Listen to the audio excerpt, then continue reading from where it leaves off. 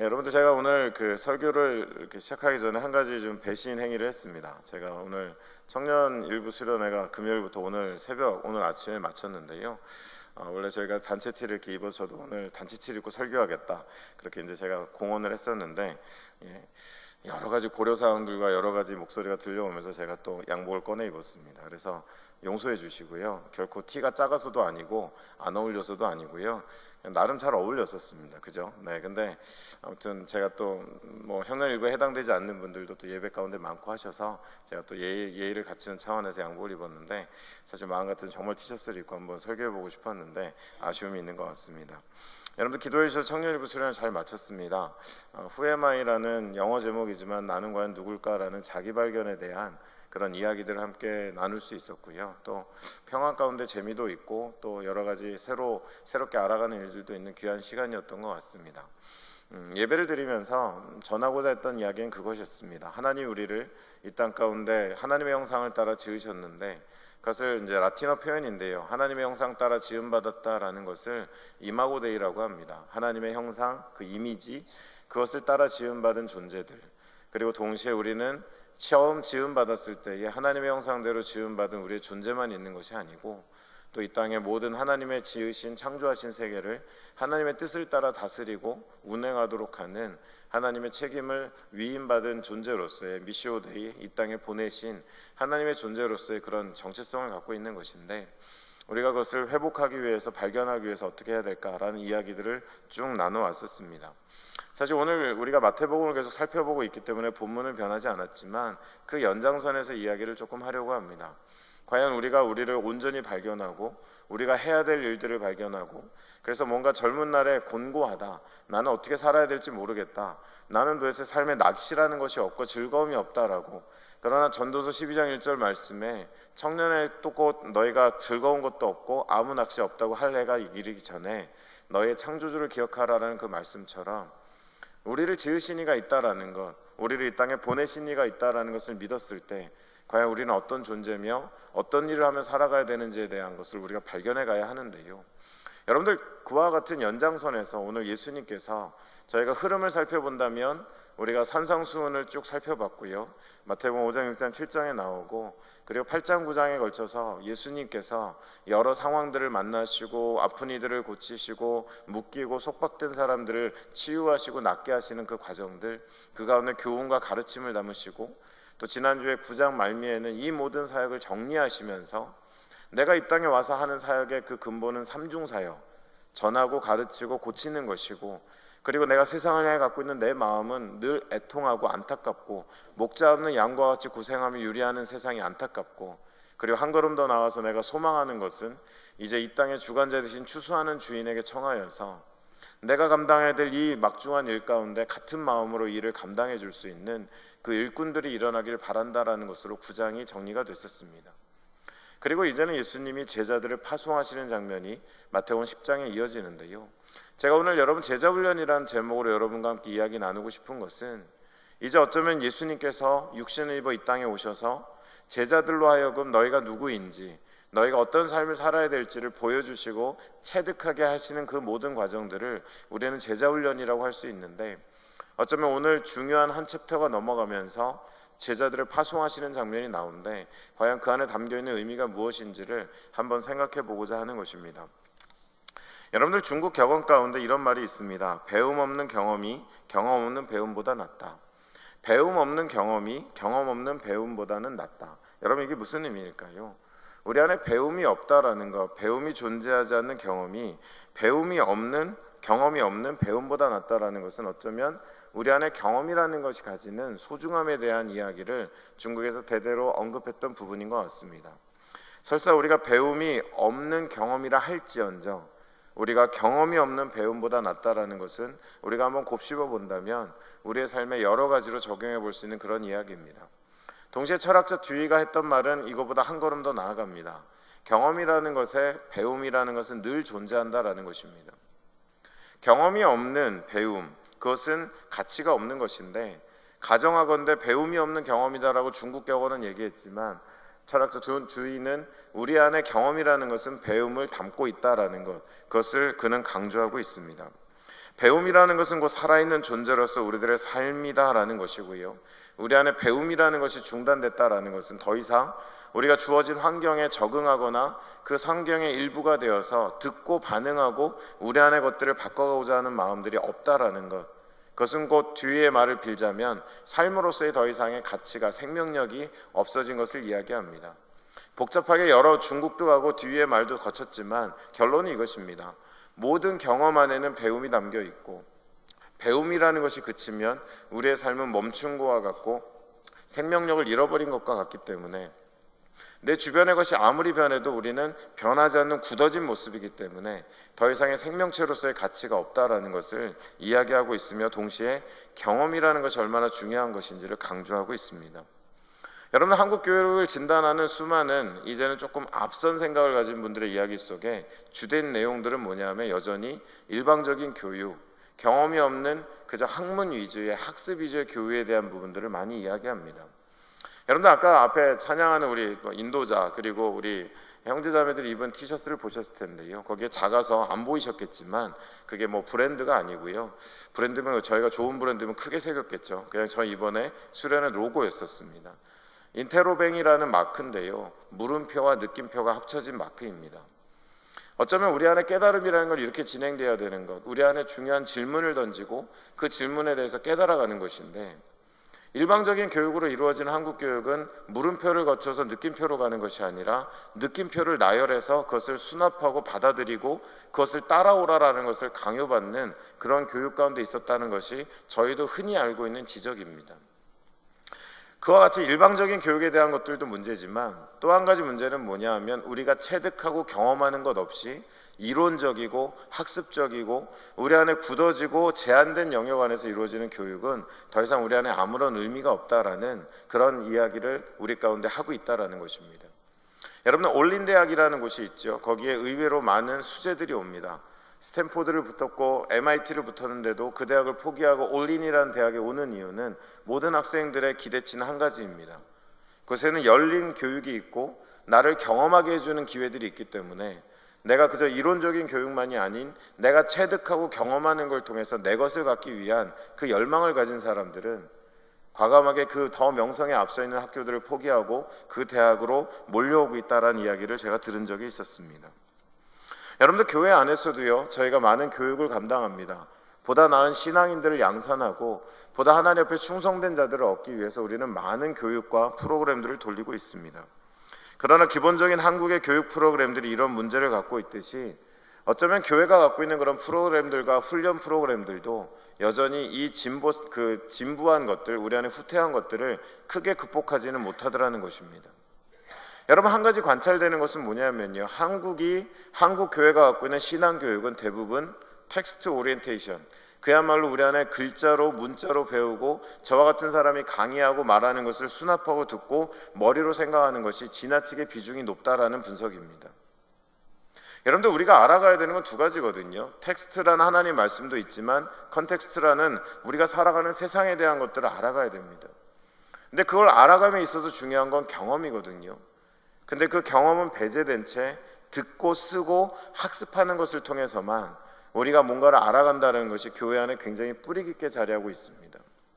여러분, 그로 인해서 일어나는 현상은 뭐냐? 한국 교회가 기독교적인 어떤 특정 종교의 그 색채는 강하지만 우리가 텍스트 오리엔테이션 되어 있는 교육을 받아오다 보니까 종교색은 강하고 뭔가 많이 아는 것 같지만 정작 사회에서 갖고 있는 기독교의 사회적 영향력은 끊임없이 오히려 감소하고 있더라는 것입니다.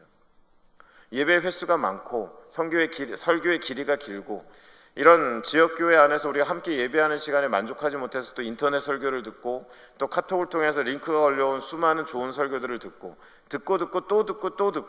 또 좋다는 성경 공부 프로그램에 참여하고 또 굉장히 막대한 돈을 들여서 책을 사고 우리 안에 많은 텍스트들을 접하지만 그것은 우리 안에 끊임없는 종교색을 더 덧칠하는 역할은 하지만 결과적으로 오늘날 한국 교회가 사회적 영향력을 점점 잃어가는 이유는 너무 텍스트로 치우쳤기 때문에 오히려 세상 안에서의 우리의 모습을 찾지 못한 채 교회 안에서 종교 집단 안에서만의 우리의 만족으로 흘러가는 것들을 우리는 한번 점검해 보아야 하겠다라는 것입니다. 또 한 가지 문제는 뭐냐 하면 그런 텍스트 오리엔테이션은 말 그대로 우리 안에 시간을 많이 투자하고요, 우리 안에 많은 것들을 읽어내려가지만 정작 현상을 만나고 세상의 도전을 만났을 때 별로 변하지 않고 별로 성장하지 못한 우리들의 모습을 발견하기도 한다는 것입니다. 여러분, 일전에도 한번 말씀드렸는데요, 제가 청년부를 거치면서 저도 청년부를 횟수로 따져보니까 사역자가 되기 전까지 한 7년 정도를 다녔습니다. 물론 요즘은 결혼이 늦어지니까 그 이상 다니시는 분들도 있는데요, 저도 아마 사역자가 되지 않았으면 더 다녔을 것 같습니다. 근데 7년 다니면서 어느 날 이제 나는 사역자구나 하고 책장을 정리하는데, 제가 지난 7년 동안 수련회와 모든 셀 그룹, 소그룹 모임과 이런 데서 배운 그 교재들 있잖아요, 그 교재들을 모아놓은 그 서랍을 여는데 제가 한번 세봤습니다. 100권이 넘더라고요. 100권이 넘으니까 여러분 저를 무시하지 말라는 얘기를 하는 게 아니고요, 여러분 100권이 넘는데 제가 그걸 보는 순간 정말 마음이 아프고 울었어요. 100권을 공부했는데 사람이 이 정도밖에 안 되나? 안 다뤄본 성경이 없고 안 다뤄본 질문이 없는데 왜 나는 지금도 옛날에 하던 고민을 하고 있고, 옛날에 걸려 넘어지던 죄를 짓고 있고, 아직도 세상에 염려를 갖고 있고 하나님을 향해 내 인생을 던지지 못하고 있을까? 여러분, 그 100권을 앞에다 놓고요, 저는 정말 서글프게 울었던 적이 있습니다. 공부합니다. 또 공부합니다. 또 학습하고 또 새로운 것들을 찾아다녀요.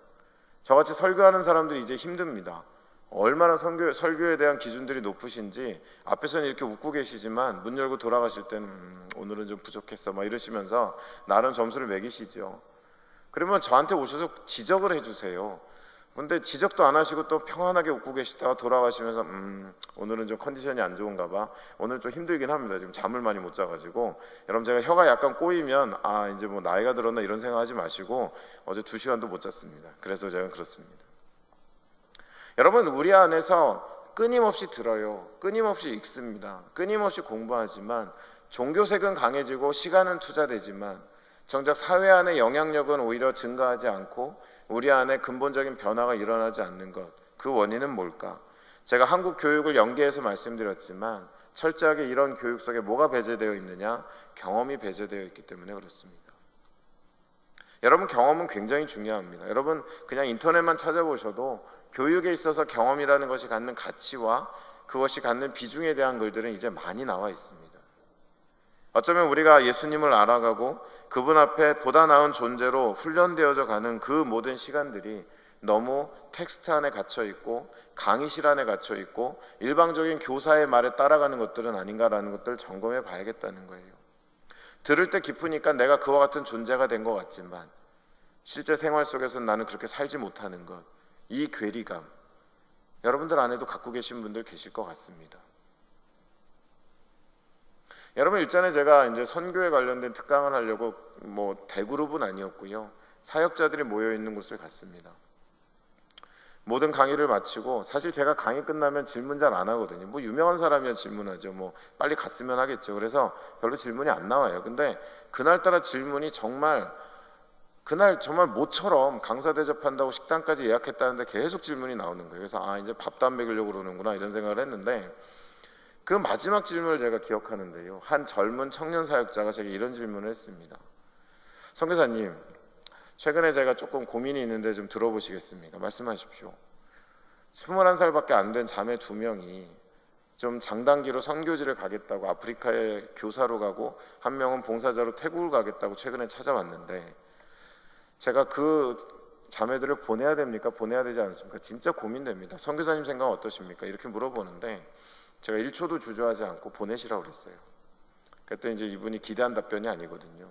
아직 너무 어리네요, 경험이 더 필요한데, 이런 얘기 할 줄 알았는데 제가 1초도 망설이지 않고 보내세요 그러니까 이건 내 편이 아니구나 이런 표정이었었어요. 그리고 나서 대화를 이어가는데 그분이 두 번째 반문이 이거였습니다. 근데 선교사님이 아직 너무 어리고 공동체 안에서 더 성장해야 되고 더 배워야 되는데 너무 이른 시간에 그런 현장을 만나는 것이 저는 염려가 됩니다. 저는 그분이 뭘 염려하는지 알고 그 자매들을 아끼고 소중하게 여기는 마음을 존중합니다. 그러나 제가 그날 좀 심술을 부린 이유는 다시 제가 반문했습니다. 그럼 전사님 생각에 이 친구들이 어떤 교육, 어느 정도의 단계로 훈련받으면 이제 선교지를 밟을 수 있고 독자적으로 하나님의 일을 감당할 수 있습니까? 답변을 못 하시더라고요. 여러분, 왜 답변을 못 할까요? 기준이 없어요. 그냥 우리의 마음속에 사실은 기준이 없어요. 성경 공부를 어디까지 하면 여러분 선교지 갈 수 있습니까? 몇 살 되면 갈 수 있습니까? 막연하게 우리 안에 경험이 없다는 단정을 왜 하십니까? 경험을 통해서 배울 수 있는데요. 여러분, 제가 오늘 조금 더 한 걸음 나가겠습니다. 저 친구가 잠을 덜 자더니 막 이렇게 생각하시면 준비된 원고입니다. 여러분들, 교회 안에 그런 불합리한 면들이 있습니다. 사회 안에서 분명히 능력을 발휘할 수 있는 충분한 나이, 20대 초중반, 30대. 근데 어느 순간인가 교회에 오면 그들은 굉장히 아무것도 할 수 없는 존재가 됩니다. 더 경험이 쌓여야 되고 더 많은 것들이 이루어져야 된다라는 거. 여러분, 저는 이것이 교회가 오늘날 갖고 있는 사회적 후진성에 있다고 봅니다. 여러분, 풀어놓아야 됩니다. 왜냐하면 텍스트로 하는 거 아니고 연수로 하는 거 아닙니다. 하나님이 심어주신 마음이 있다면 현장을 만나는 겁니다. 현장 안에서 깨지면 다시 배우겠죠. 마치 제자 수제자인 베드로가 멋지게 한번 예수님 옆에 물 위로 걸으다가 물에 빠져 온팡 젖은 것처럼 망신도 당하겠지요. 그러나 그것이 성숙이고 성장입니다. 왜냐하면 우리 하나님은 살아계시고 모든 것들을 주관하시고 하나님을 향한 열망을 가진 자들의 걸음걸음을 소중하게 여기시기 때문에 실패해도 더 배우는 거고 실패해도 더 성장하는 것입니다. 근데 여러분, 어느 순간에가 교회 안에는요, 알 수 없는 틀들이 있어요. 아까 21살의 그 자매들을 향해서 아직은 더 성장해야 되는데 제가 반문했다니까요. 어디까지 성장하면 보내실 거냐고 답변 못 하더라고요. 그 모호한 기준들, 알 수 없는 정서들, 여러분, 그것이 하나님이 풀어놓기를 원하고 마음껏 쓰시기를 원하고 교회 안에서 새로운 변화의 주체가 되기를 원하는 20대 중반, 30대 중반의 젊은 자원들을 교회가 원천 차단하는 일들을 오늘날의 한국교회가 많이 하고 있습니다. 그럼 성경 한 100독하면 여러분 20대 말씀 들으시겠습니까? 성경 공부 한국의 지구상에 존재하는 거 다 하고 오면 30대 이야기 좀 귀담아 들어주시겠습니까? 여러분, 저는 그날 그 대화가 저에겐 큰 교훈이 됐습니다. 나는 그런 실수하지 말아야지. 내가 정서적으로 갖고 있는 놓기 싫어서, 떠맡기기 싫어서, 내가 갖고 있는 불안감 때문에 그들이 걸어갈 길을 가로막고는 경험이 없다고, 더 배워야 된다라는, 어떻게 보면 아무것도 보장하고 장담할 수 없는 그런 말들로 하나님의 역사를 가로막지는 말아야지. 저는 그런 생각을 하게 됐었습니다. 여러분, 텍스트 오리엔테이션의 교육은 끝이 없어요. 또 성경 공부하고 또 성경 공부하고. 여러분들, 오늘 이와 같은 서론의 말씀들을 제가 더 길게 말씀드리는 이유가 있습니다. 우리는 너무 자리에 앉아있기 때문에 그렇습니다. 근데 여러분, 성경을 읽어보십시오. 별로 그런 장면 없습니다. 예수님도 산상수훈을 베푸셨죠. 앉아서 들었습니다. 그러나 그 산상수훈이 끝나고 예수님은 내려오자마자 나병 환자를 만났고 과부를 만났고 혈루증 앓는 여인을 만났고 그 예수를 따라다닌 무리들은 그 모든 예수님의 모습 속에서, 상황 속에서 정말 예수 그리스도에 대한 작은 퍼즐들이 삶에 쌓이며 그분에 대한 이해를 더해가고 있었다라는 것입니다. 여러분, 교회는 소비자들의 집단체가 아닙니다. 저는 이 얘기를 참 자주 합니다.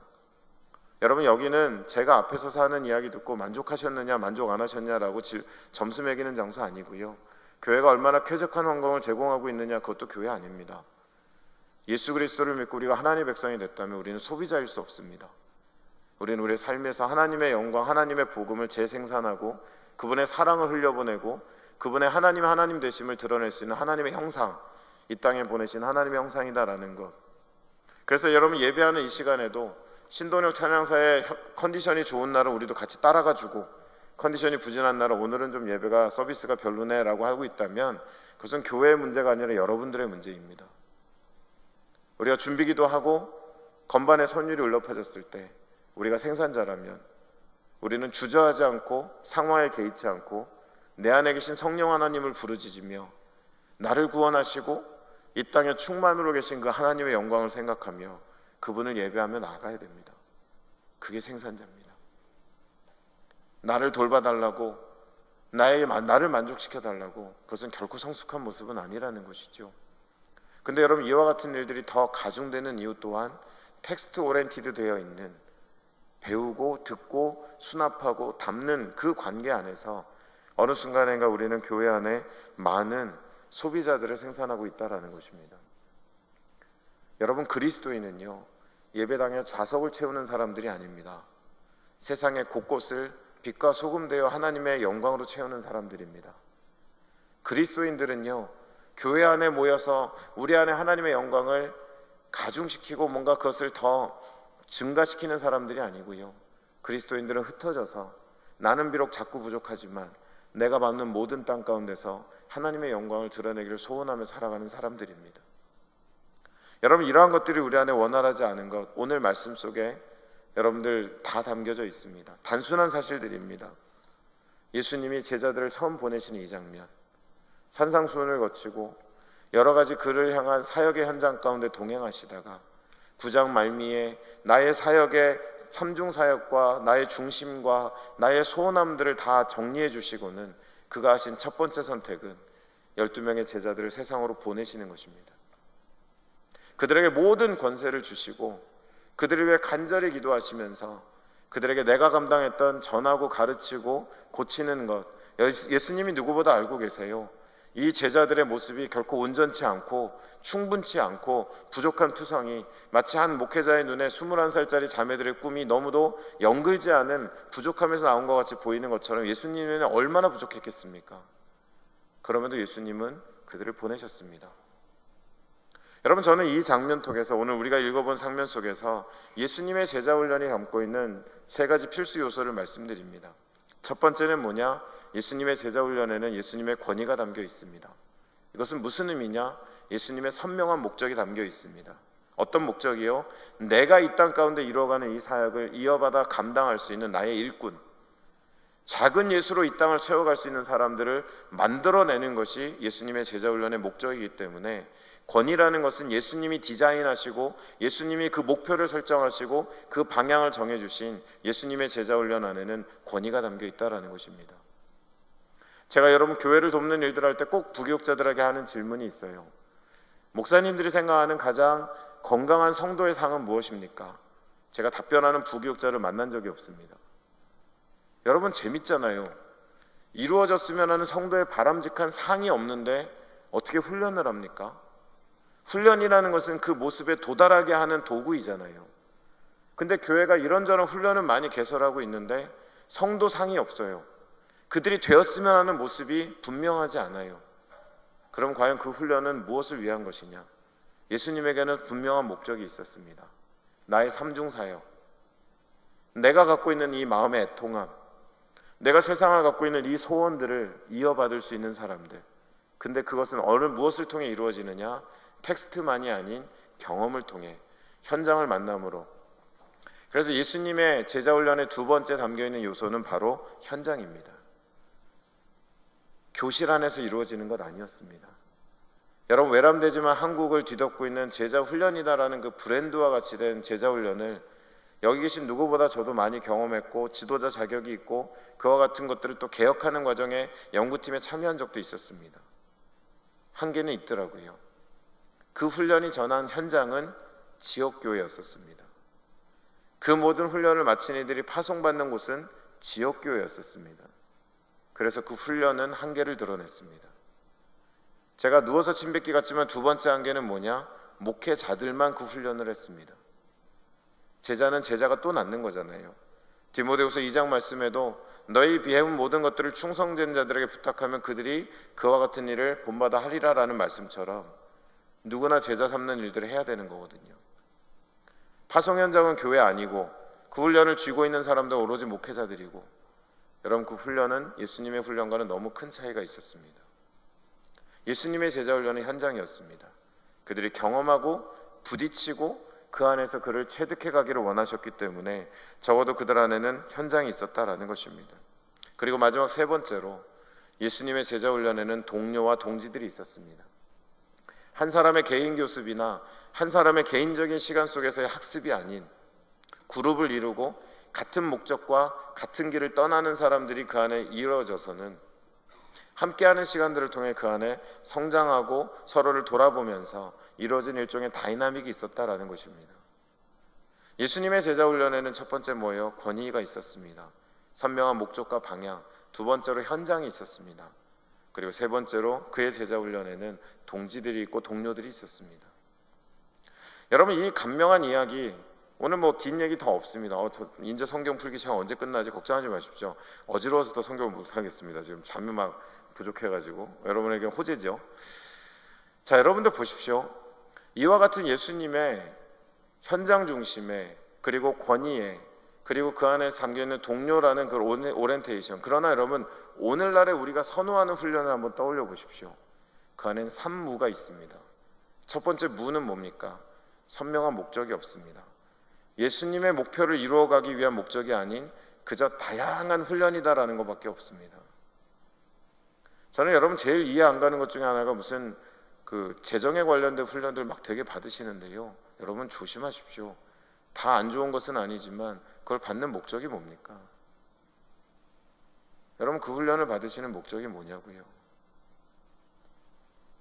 여러분 3무가 있어요. 첫 번째, 목적이 분명하지 않습니다. 두 번째, 현장이 없습니다. 교실만 있습니다. 세 번째로, 동지가 없습니다. 개인적으로 신학교 가시고, 개인적으로 인터넷을 접하시고, 개인적으로 어디 수강하는 것들, 여러분 그것은 예수님의 제자훈련과는 전혀 상반된 곳에 있는, 여러분 우리는 이와 같은 일들을 점검해 보아야 됩니다. 여러분 우리가 받는 훈련, 우리가 하는 모든 그런 학습들의 목적들, 그리고 그 안에 현장이 있는 것인지, 경험을 바탕으로 하고 있는 것인지, 그리고 함께하는 동지와 동료들이 있는지를 우리는 점검해 보아야 한다는 것입니다. 자꾸 요즘 혼밥 혼술 얘기하는데요, 여러분 저도 혼자 있는 게 되게 편한 성격입니다. 안타깝게 이번에 청년일부 MBTI 하는 거 제가 같이 못했는데요, 같이 못한 것은 제가 열애의식이 있어서가 아니라 간식 만드느라고 못했습니다. 제가 주방을 책임지고 있었기 때문에. 네. 굉장히 여러분들은 안쓰럽고 불쌍하게 생각하시는데 그렇지 않습니다. 잘 먹었습니다, 여러분들. 특히 저는 그냥 주식은 손대지 않았으니까요. 근데 여러분들 MBTI를 해보면 저는 정말 지극히 내향적인 사람이기 때문에 혼자 있는 게 좋습니다. 근데 여러분 제가 가장 경계하는 오늘날의 문화 중에 하나가 혼밥입니다. 혼자 되는 것을 익숙해지는 것들. 여러분 이것은 예수님의 의도와 예수님의 성장 방법과는 전혀 상관이 없습니다. 예수님의 성장을 바라는 방식에는 뭐예요? 목표와 현장과 그리고 함께하는 동지들이 있어야 되는 것. 성경이 우리에게 그것을 이야기하고 있습니다. 그러면서 여러분들 이 본문 말씀을 좀 정리해 보면요, 예수님이 그들을 파송하시는 그 이 스토리 안에 적어도 예수님이 그 훈련을 통해 그들이 알았으면, 그들이 체득했으면 하는 세 가지가 있는데요, 그것은 뭐냐면 첫 번째로 오로지 주님만을 의지할 것을 훈련하는 것이 제자 훈련입니다. 오늘 말씀 속에 읽어보니까 금운동 어떤 것도 가져가지 말랍니다. 어떤 것도 너희의 소유를 의지하지 말랍니다. 오직 그들에게 권위를 주시고 권세를 주신 오직 주님만을 바라보며 나가는 것. 여러분 제자훈련의 궁극적인 목적은요, 모든 신앙훈련의 궁극적인 목적은 하나님을 의지하는 그 의존도가 더 커져가며 올바른 교육입니다. 그러나 하나님의 존재감이나 하나님의 의존도가 점점 사라지는 훈련은 예수 그리스도의 제자훈련과는 상관이 없습니다. 오직 주님이 커지고 주님을 경험하는 거예요. 여러분 이것은 현장 경험 없이는 안 됩니다. 그래서 여러분 이제는 정말 흑백 사진 같은 추억이 됐지만, 제가 청년 시절에 끊임없이 제주도로 전도 여행을 갔을 때도 처음에는 제가 이것을 왜 가야 되냐라는 회의도 있었지만, 정말 하루 종일 떼약볕에서 아무것도 돈도 없고 핸드폰도 없고 점심을 먹을 보장도 없는데 성경책 하나 들고 아침부터 저녁까지 파트너 된 동지와 함께 복음 전하면서 사람들을 만난 경험, 결코 쉽지는 않았지만 수년 반복된 그 경험이 저에게는 정말 지울 수 없는 많은 깨달음들, 또 제 인생의 중요한 진로를 정할 수 있는 그런 하나님의 깨달음들을 주었었습니다. 성경 공부 교재 100권이 아니었습니다. 제게는 경험이었고 현장이었습니다. 여러분 이것처럼 예수님의 제자훈련 안에서 우리 안에 원하시는 것은 그런 현장을 통해서 하나님을 의존하고 하나님이 우리 안에 있는 것들, 그때 그 제주도 훈련이 우리에게 주는 것도, 여러분 진짜 밥을 주더라니까요. 복음 전했더니 기쁨으로 밥 먹고 가라고. 물론 매번 먹었던 건 아니죠. 근데 여러분 진짜 성경대로 한번 해봤어요. 유치한 실험이지만. 근데 여러분 이루어지더라고요. 저는 하나님 주신 격려였던 것 같습니다. 그리고 하나님을 인정하고 그분을 의존하는 것들을 배워갔던 것 같습니다. 두 번째로 평안을 비는 것을 말씀하세요. 여러분 평안을 빈다는 것은 뭐냐? 샬롬을 외친다는 것은 우리가 하나님과 그 대상 사이에 선 중보자이고 매개체다라는 것을 기억하라는 것입니다. 우리가 주체가 아닙니다. 그저 하나님의 샬롬을 전할 뿐이고 그것을 빌 뿐입니다. 마지막 나오는 세 번째처럼 그 너희를 거절하는 자들은 뒤도 돌아오지 말고 상관하지 말고 그 자리를 떠나라고 하시는데요, 이것들을 종합해 봤을 때 제자 훈련의 궁극적인 목적은 우리가 하나님을 얼마나 의지하는가, 그분을 의존하는가, 그리고 하나님과 세상 사이에 서는가, 그리고 우리의 주도권이 우리의 기분이 우리의 어떤 기준이 아니라 하나님의 뜻대로 살아갈 수 있는가라는 것들이 이런 훈련들의 결과물이 되겠다라는 것입니다. 여러분들, 말씀을 정리하겠습니다. 돌아보니까 제 청년 시절에 저를 바꾼 경험들이 뭔가 책보다는 경험들이 많이 떠오르는 것 같아요. 지금은 이름이 바뀐 몸이 불편한 장애인 그런 어린아이들을 같이 돌보는 그런 기관을 참 제가 청년 시절부터 시작해서 제가 여기 청년부 할 때 14년 동안 한 번도 거르지 않고 청년들을 데리고 갔던 적이 있습니다. 나중엔 꽤 전문가인 척 했지만 제가 첫날을 잊지 못합니다.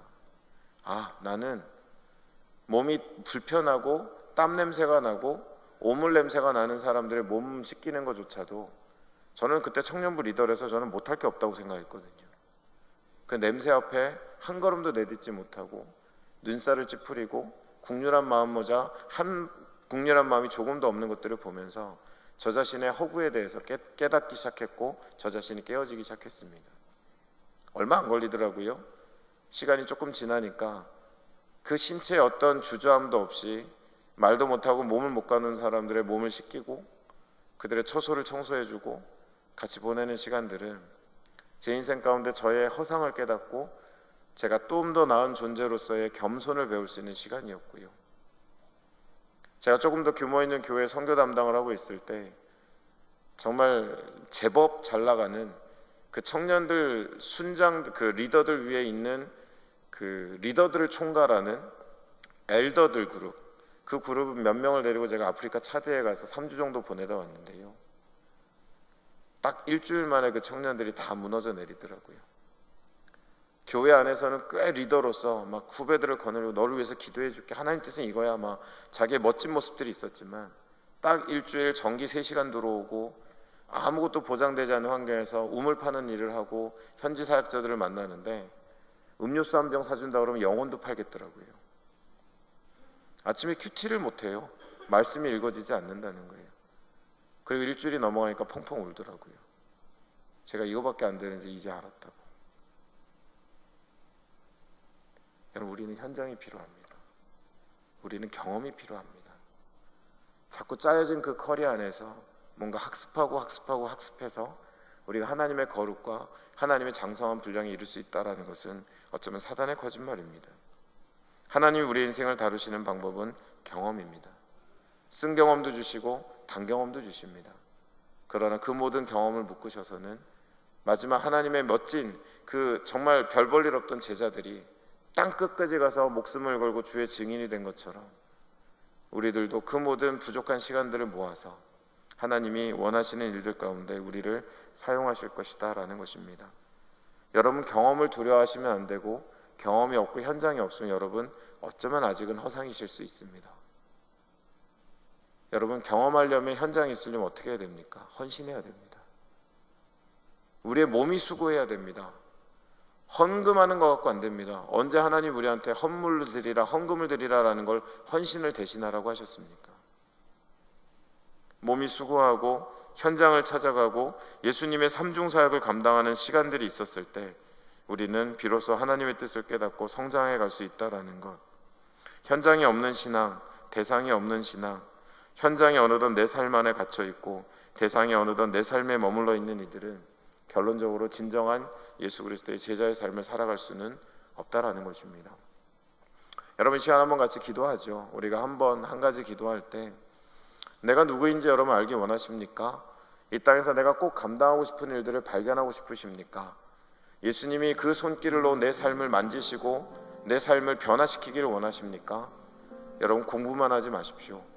현장이 있어야 됩니다. 여러분, 현장이 되게 많습니다. 외롭고 자기 힘으로 지탱할 수 없는 인생 가운데 살아가는 사람 되게 많습니다. 점점 더 많아질 것입니다. 예수님도 말씀하셨어요. 가난한 자들은 너희와 늘 항상 함께 있거니와. 인간의 탐욕이 만든 불평등의 시대 가운데 우리 안에 현장은 너무 많습니다. 예수 믿는 사람은 예배당 자리 채우는 사람들이 아니라고요. 예수 믿는 사람들은 세상을 하나님 빛으로 채우는 사람들입니다. 공부한다고 예수 믿는 사람 더 나은 존재 되는 거 아닙니다. 현장입니다. 경험입니다. 그것이 예수님의 방식입니다. 여러분, 시간 한 번만 같이 기도할 때, 주님, 제가 변하고 싶습니다. 제가 현장에 있는 그리스도인이 되게 해주시고 경험을 소중하게 여기는 그리스도인이 되게 해주시고 예수님의 제자들처럼 실패하겠지만 몇 번은 오르락내리락 하겠지만 한 번뿐인 인생 가운데 정말 예수 그리스도의 제자로서의 삶을 살아갈 수 있도록 나를 깨닫게 하시고 나를 반응하게 하시고 나를 발견하게 해달라고 지금 한 번만 같이 기도하도록 하겠습니다. 함께 기도하겠습니다.